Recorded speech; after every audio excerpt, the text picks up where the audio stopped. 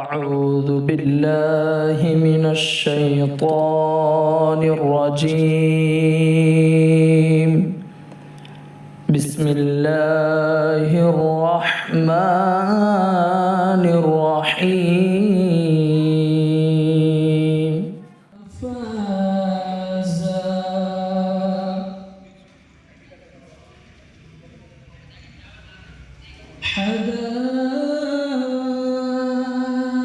حدائق وأعنابا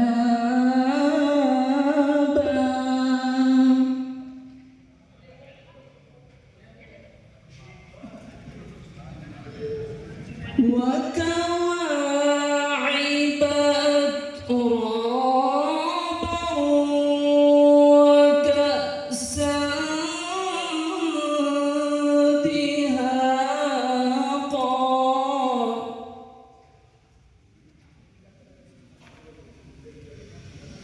لا يسمعون فيها لغوا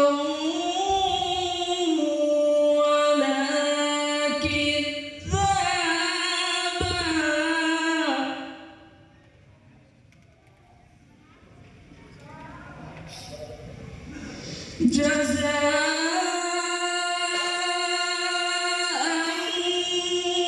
من ربك عطاء حسابا.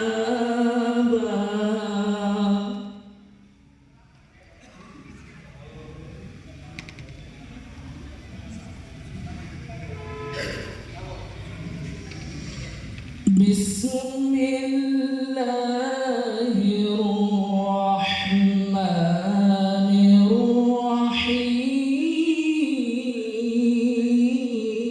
الرحيم.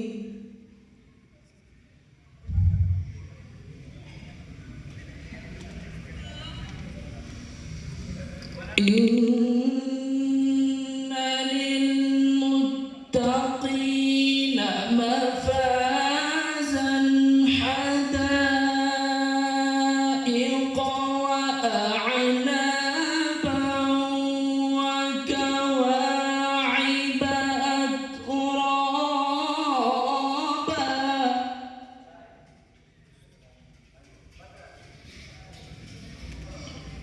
وكواعب أترابا وكأسا دهاقا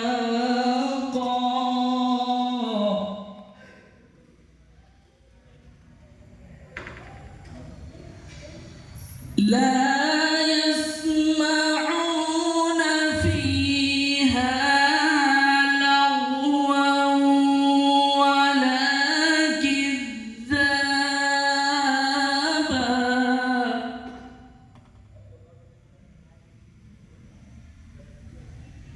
جزاء من ربك عطاء حسابا.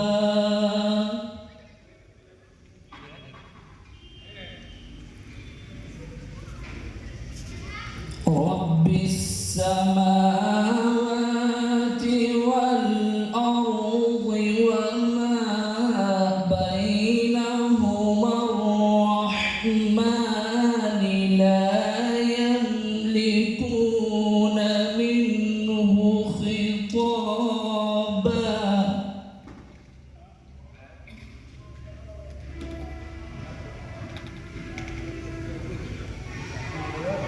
يوم يقوم الروح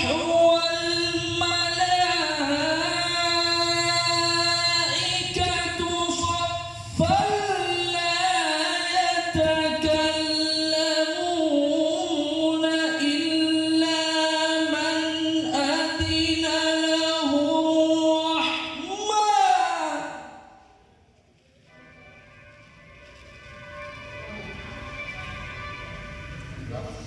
إلا من أذن له الرحمن وقال صوابا صدق الله العظيم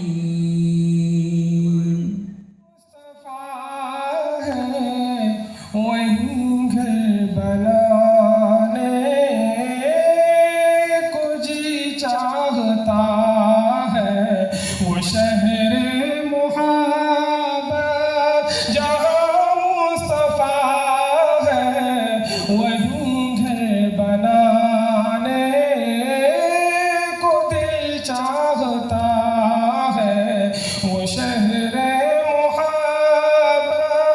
جہاں مصطفیٰ ہے وہیں گھر بنانے کو دل چاہتا ہے وہ سونے سے کنکر وہ چاندی سے مٹی وہیں گھر بسانے کو جی چاہتا ہے جو پوچھا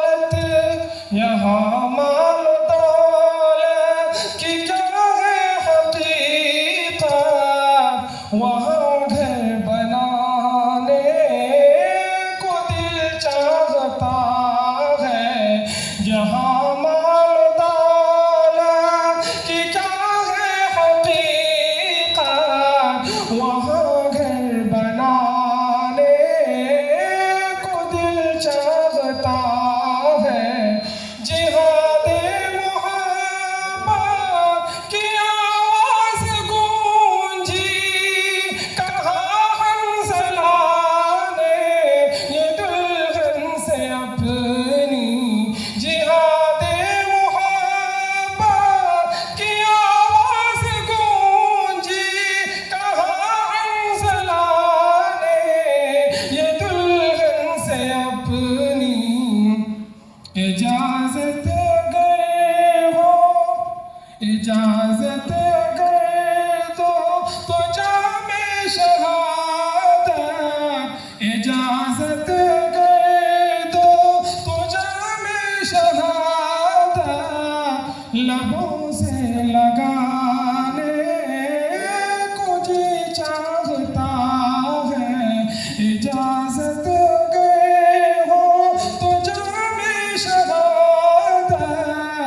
لبوں سے لگانے کو جی چاہتا ہے ستاروں سے چاند کہتا تو ہردم تمہیں کیا بتاؤں وہ ٹکڑوں کا عالم اشارے میں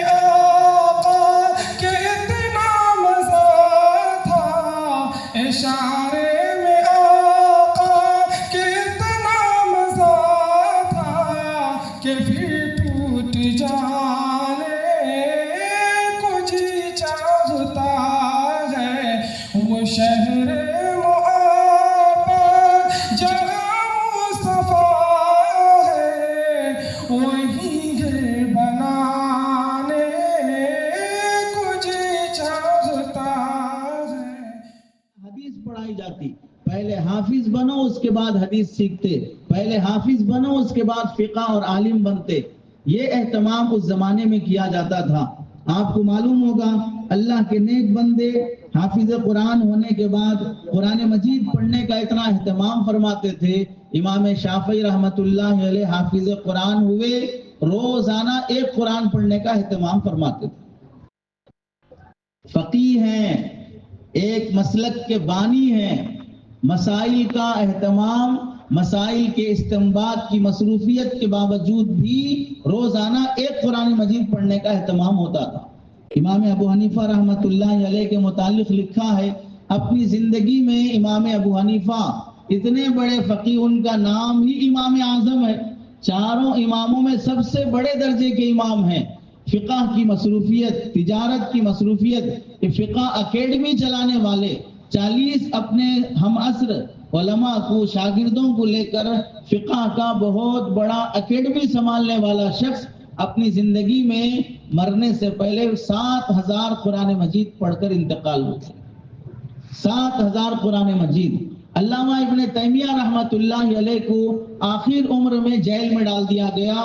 جس جیل میں انہیں قید کیا گیا اس جیل میں آتا ہے 8000 قرآن مجید انہوں نے ختم کیے. قرآن مجید پڑھنے کا اہتمام ان بزرگوں کا کیسے ہوتا تھا. حفاظ کے بارے میں لکھا ہے, ایک قاری صاحب گزرے ہیں, قاری رحیم بخش رحمت اللہ علیہ. یہ حافظ صاحب تھے, عالم نہیں تھے. ان کے قرآن مجید کی تلاوت کا یہ عالم تھا کہ کسی سے بات چیت کرنا ہو ضرورت کے بقدر تو اتنی بات ہوتی, تھوڑا ٹائم ملا قرآن کی تلاوت جاری رہتی. 24 گھنٹے قرآن مجید کی تلاوت رہتی. قرآن مجید کی تلاوت کا ان پر اتنا غلبہ تھا کہ سوتے ہوئے بھی ان کی زبان سے قرآن مجید نکلتا تھا. حیدرآباد میں ایک حافظ صاحب گزرے, حافظ جواز صاحب رحمت اللہ علیہ, قریب میں انتقال ہوا. نماز میں کھڑے ہوئے تراویح میں قرآن مجید پڑھا رہے تھے, کھڑے کھڑے اونگ آ گئی, اونگتے ہوئے کھڑے کھڑے نیند کی حالت میں 1.5 پارہ قرآن مجید پڑھا. پیچھے کھڑے ہوئے لوگ انتظار کر رہے ہیں, اب رکوع کریں گے, اب رکوع کریں گے, وہ تو نیند میں ہے, اور پورے نیند کی حالت میں 1.5 پارہ قرآن مجید پڑھ لیا. ان کو احساس بھی نہیں ہوا میں کتنی قرات کر رہا ہوں. 1.5 پارہ اگر پڑھا جائے گا تو پھر عام آدمی نہیں, حافظ صاحب بھی رکعت توڑ دیں گے, مؤذن صاحب رکعت توڑ دیں گے. قرآن مجید سے شغف کی بات ہے. قاری رحیم بخش رحمت اللہ علیہ کے متعلق لکھا ہے, ان کا کھیت تھا, رات میں کھیت میں عام طور سے کسان پانی بھرنے کے لیے, جانوروں سے کھیت کو بچانے کے لیے رات بھی کبھی کبھار کھیت میں گزارنا پڑتا ہے. یہ قاری صاحب بھی رات کھیت میں گزارتے تھے, اور معمول یہ تھا کہ نیند کی حالت میں بھی تلاوت جاری رہتی ہے, تو یہ کھیت میں لیٹے لیٹے تلاوت کرتے تھے. چور ان کے کھیت میں اناج چرانے کے لیے آتا اور اسے قرآن مجید کی آواز آتی تو سمجھتے ابھی بھی جاگ رہا, اس واسطے نہیں چرا سکتے. کئی ہفتوں تک چور کوشش کرتا رہا اناج چرانے کی, لیکن قرآن کی آواز سن کر اسے ہمت نہیں ہوئی کہ بھئی بندہ جاگ رہا ہے کیسے چرائیں, اور وہ سوتے ہوئے تلاوت کرتے تھے.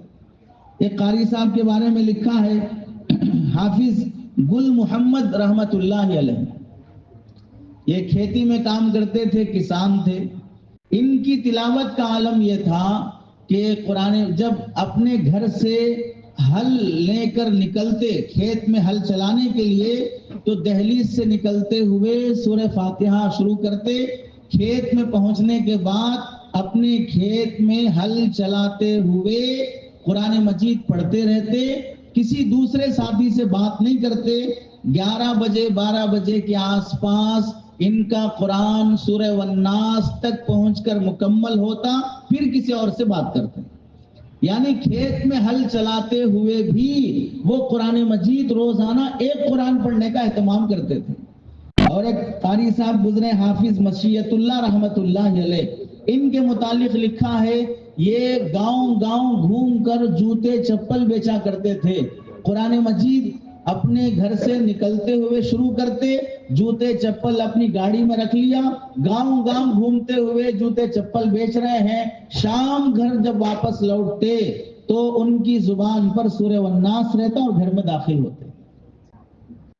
انہیں ان کے کاروبار نے تلاوت سے نہیں روکا، انہیں ان کے کسان بن کر کھیت میں کام کرنے نے قرآن کی تلاوت سے نہیں روکا، انہیں ان کی مزدوری نے قرآن کی تلاوت سے نہیں روکا۔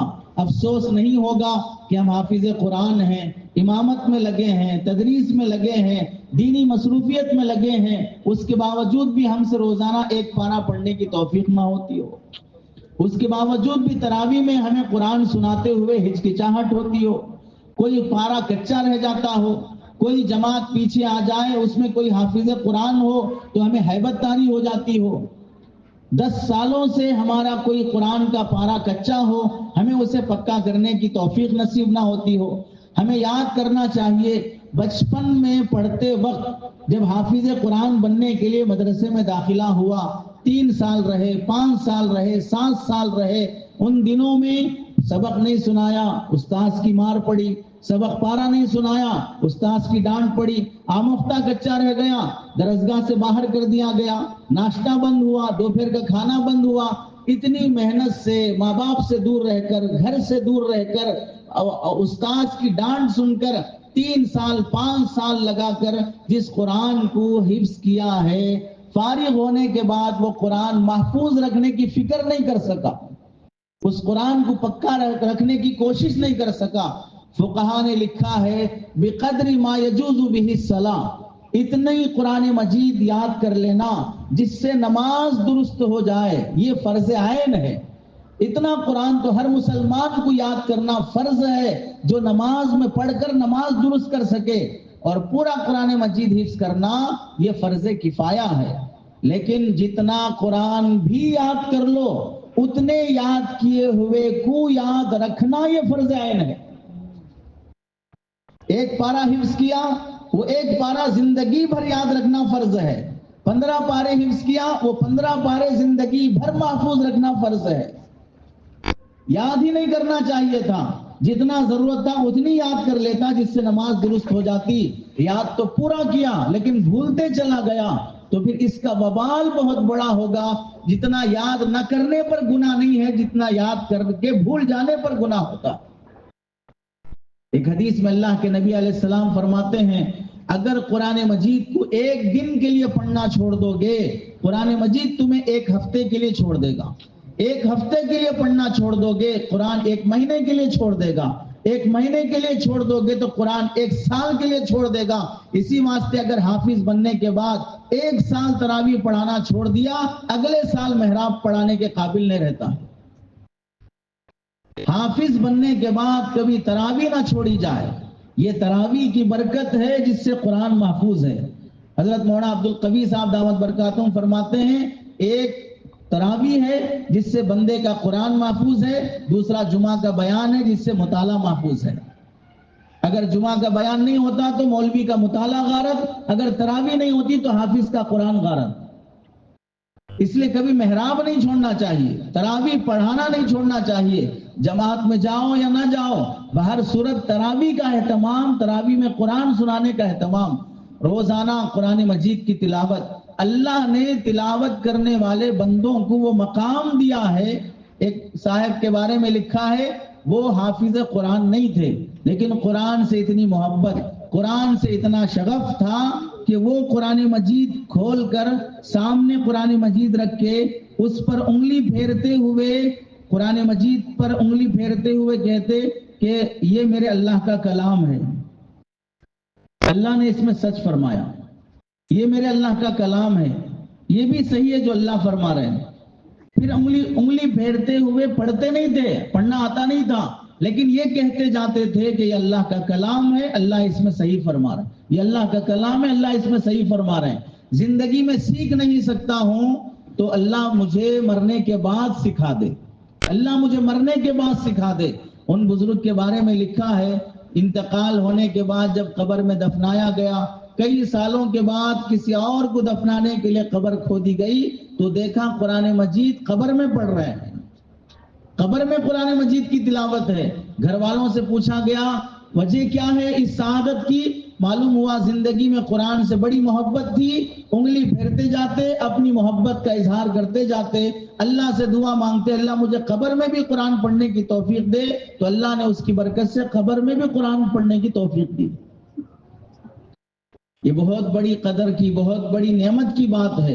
ابو بکر بن عیاش رحمت اللہ علیہ کا انتقال ہوا، انتقال کے وقت بیٹی سرہانے بیٹھی ہے، بیٹا بھی بیٹھا ہے، تو بیٹی رونے لگی اپنے باپ کی وفات کو دیکھ کر، تو حضرت ابو بکر بن عیاش رحمت اللہ علیہ نے تسلی دی کہ بیٹا رونا نہیں، اللہ مجھے امید ہے کہ اللہ مجھے قبر کا عذاب نہیں دے گا، مجھے اللہ قبر کا عذاب نہیں دے گا۔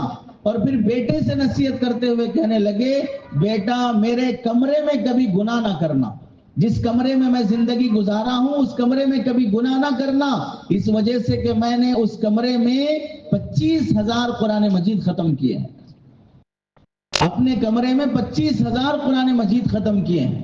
انہیں قرآن سے کتنا شغف تھا، واٹس ایپ کے میسیجز پڑھنے کو ضروری سمجھا جاتا ہے، اخبار پڑھنا ضروری ہے، فیس بک پڑھنا ضروری ہے، ای میل پڑھنا ضروری ہے، میسیجز پڑھنا ضروری ہے، قرآن مجید کو ضروری نہیں سمجھا گیا۔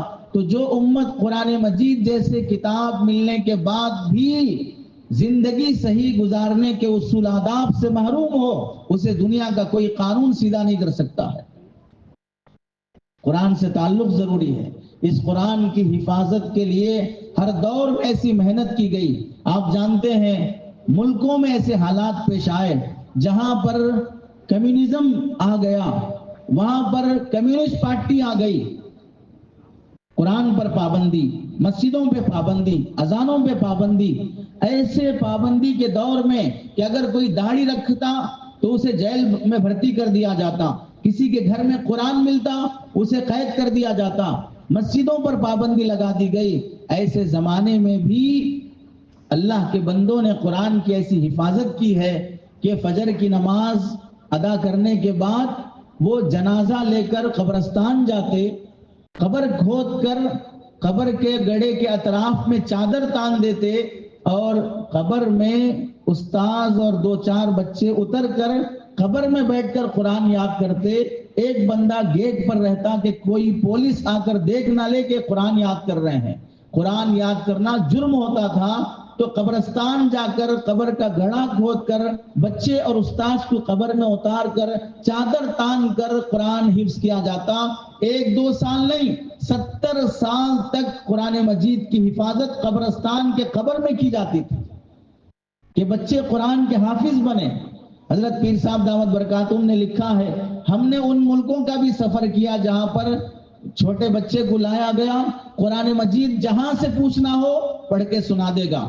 جب اسے قرآن دکھایا گیا اسے کھول کر کہ یہاں سے پڑھو تو بچہ پڑھنے کے قابل نہیں ہے، تو پھر ان لوگوں نے بتایا کہ ہمارے ملک میں قرآن پر پابندی تھی، یہاں کسی کے گھر میں قرآن نہیں تھا، لیکن جو علماء تھے، جو حفاظ تھے، انہوں نے اپنے سینوں میں جو محفوظ قرآن تھا اس سے بچے کو قرآن یاد دلایا۔ اس لیے بچے دیکھے بغیر پورا قرآن سنائیں گے، قرآن کبھی دیکھا نہیں، اس واسطے دیکھ کے نہیں پڑھ سکیں۔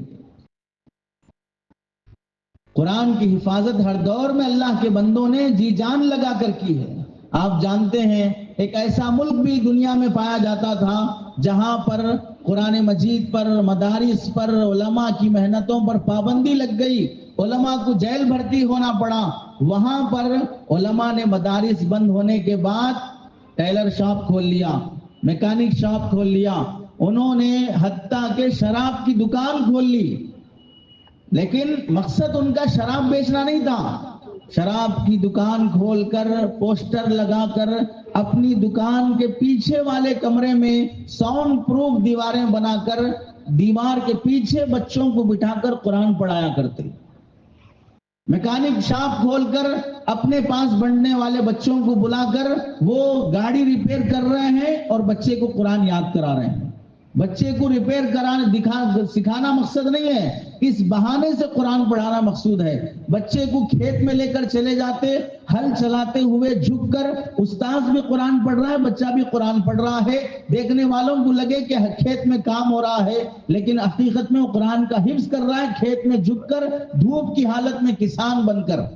ہمیں مدرسوں میں سائے میں، پنکھے میں، سردی اور گرمی کے تمام تقاضوں کو پورے کرتے ہوئے مدارس میں اپنے اساتذہ کی محنتیں، علماء کی قربانیاں، معمولی تنخواہوں پر، وقت پر نہ ملنے والے معاوضے کے باوجود، اپنے گھروں کے فاقے کے باوجود خواہشات قربان کرنا نہیں، ضروریات بھی قربان کر کے جو علماء قربانی دے کر 400 سے 4000 سے 6000 سے زندگی شروع ہو کر بڑے سے بڑے ادارے کی تعمیر تک، 100 حفاظ کی فراغت تک، عوام سے آنے والی مصیبتوں اور تانوں کو جھیل کر، مدرسے کے داخلی پریشانیوں کو سنبھال کر، خارجی حالات کو سنبھال کر ادارے چلائے جاتے ہیں، بچوں کو سنبھالا جاتا ہے۔ ایک بچہ بیمار ہو جائے تو اب استاذ پریشان، معتمم پریشان، ذمہ دار پریشان۔ آپ کو معلوم ہوگا حضرت قاری صدیق صاحب رحمت اللہ علیہ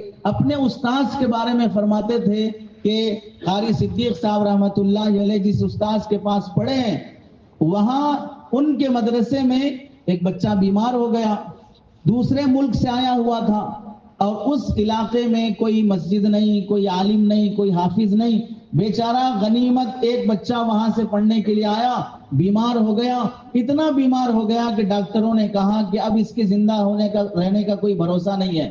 قاری صدیق صاحب فرماتے ہیں میرے استاذ بے چین ہو گئے اور 2 رکعت نماز پڑھ کے اللہ کے سامنے کیا دعا مانگی۔ اس سے ہم سمجھ سکتے ہیں کہ اساتذہ اپنی بچوں سے، اولاد سے زیادہ پیار کرتے ہیں۔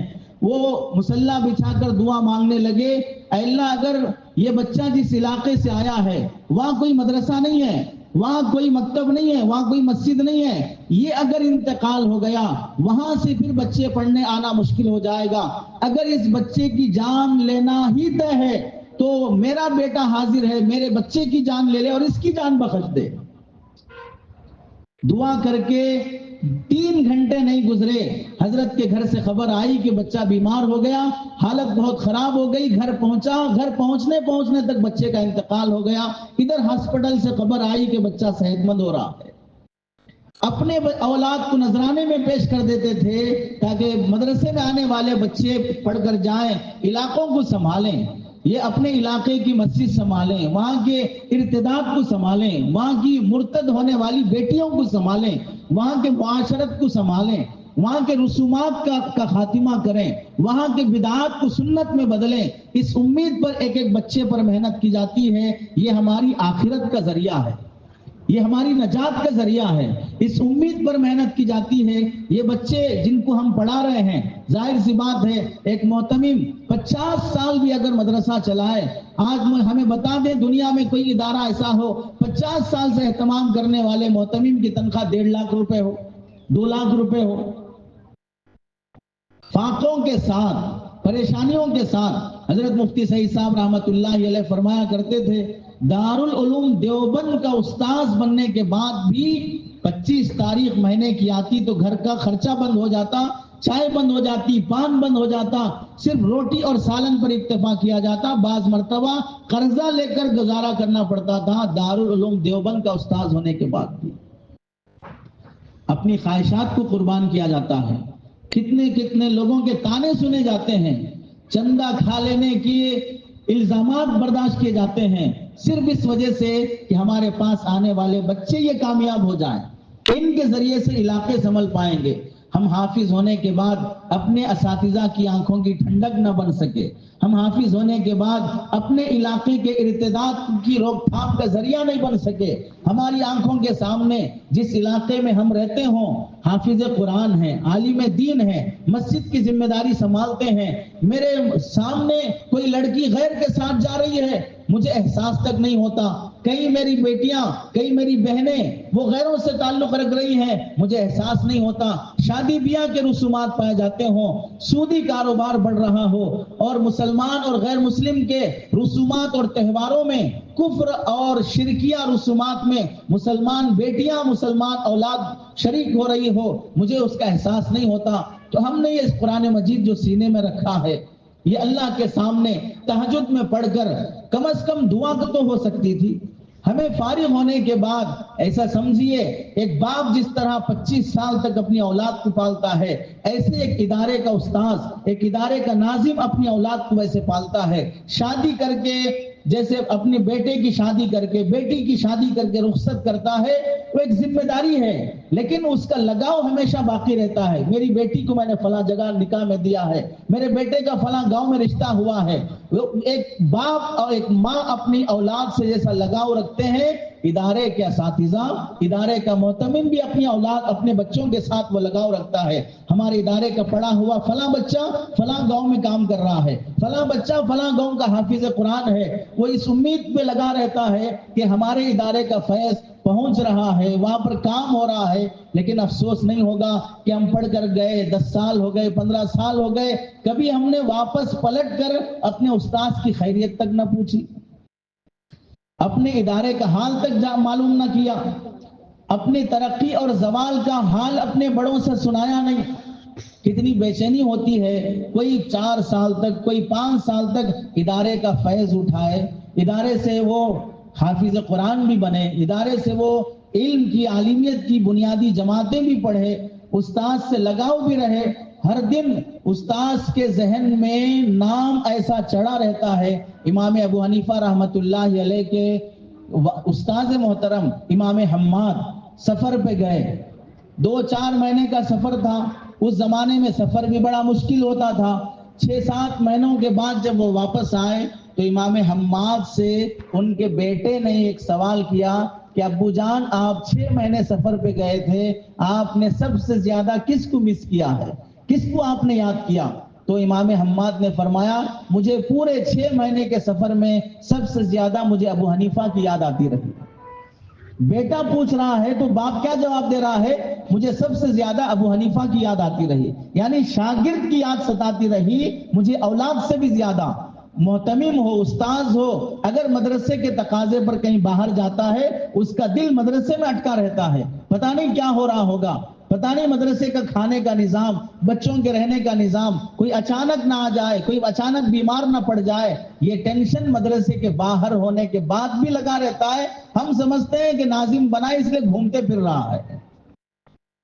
اپنے بڑوں کی قدر ہونی چاہیے، اپنے بڑوں سے دلی تعلق اور لگاؤ ہونا چاہیے، اپنی ملی ہوئی اس نعمت کی قدر ہونی چاہیے.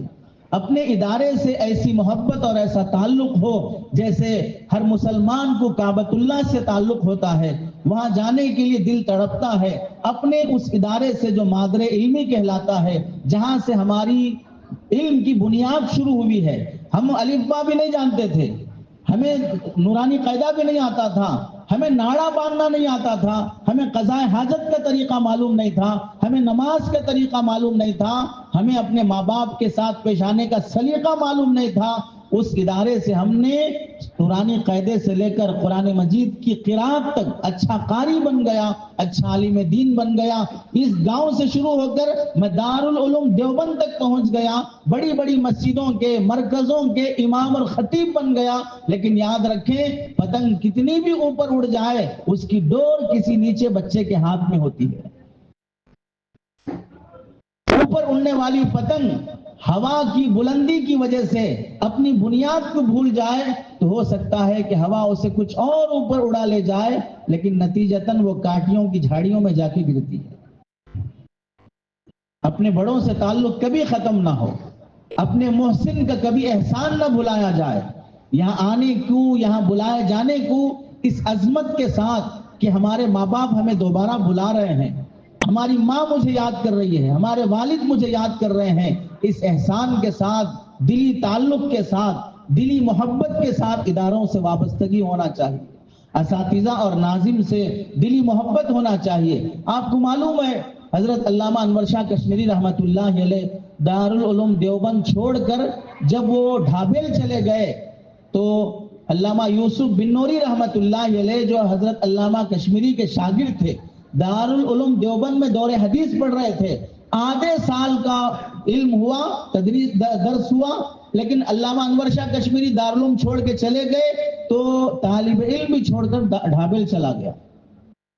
تو حضرت نے کہا بھائی دارالعلوم چھوڑ کے آ رہے ہو؟ نہیں حضرت، میں آپ کے پاس پڑھنے کے لیے آیا تھا، آپ ہیں تو مجھے آپ ہی میرا دارالعلوم ہے. اتنا دلی تعلق رہتا تھا استاد سے، اتنی محبت رہتی تھی. آپ جانتے ہیں شیخ الہند رحمت اللہ علیہ سے حضرت حسین احمد مدنی رحمت اللہ علیہ کا تعلق کیسے تھا. حضرت شیخ الہند کے پاس مہمان آئے، اس زمانے میں بیت الخلا ایسے نہیں ہوتے تھے جیسے آج ہیں. بیت الخلا بالکل وہ سپاٹ ہوتے تھے، گندگی کرنے کے بعد بھنگی آتا، وہ پیخانہ لے جا کے باہر پھینک کے صاف کرتا. شیخ الہند کے پاس مہمان آ گئے، بیت الخلا بھرا ہوا ہے، اس کی صفائی کرنا ہے. حسین احمد مدنی کو معلوم ہوا کہ میرے استاذ کا بیت الخلا بھرا ہوا ہے. رات کے اندھیرے میں چپکے سے آ کر استاذ کے گھر کا بیت الخلا صاف کر رہا ہے حسین احمد مدنی رحمت اللہ علیہ، جو شیخ الاسلام کے نام سے جانے جاتے ہیں. استاذ سے کتنا گہرا تعلق تھا. گھر کی گندگی صاف کرنے کو بھی اپنی سعادت سمجھتے تھے. ہمیں تو صرف مشوروں کا تعلق، ہمیں تو صرف رہبری کا تعلق کہ میں اب فارغ ہوا ہوں، آپ کی رہبری میں کام کرنا چاہتا ہوں.